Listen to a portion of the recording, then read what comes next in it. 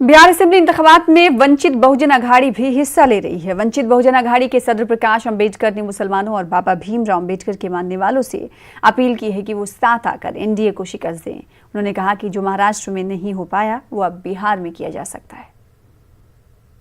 वंचित बहुजन अघाड़ी देश भर में एक नई राजनीति शुरुआत करना चाहती है। महाराष्ट्र से शुरुआत की, एमआईएम के साथ में बैठ के लोकसभा के चुनाव में समझौता किया, जिसका फायदा यह हुआ कि एक सीट एमआईएम की जीत गई और एक काफी बड़ी चर्चा शुरू हुआ।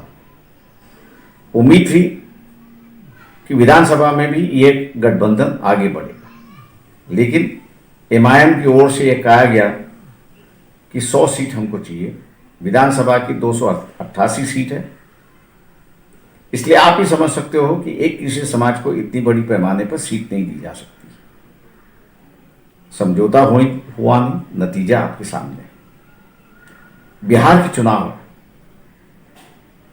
के चुनाव में मुसलमानों के साथ मैं गुफ्तगू करना चाहता हूं, बातचीत करना चाहता हूं। जो महाराष्ट्र में नहीं हुआ वो हम लोग बिहार में दोबारा करना चाहते हैं और इसलिए बिहार के इलेक्शन हम लोग चुन रहे हैं।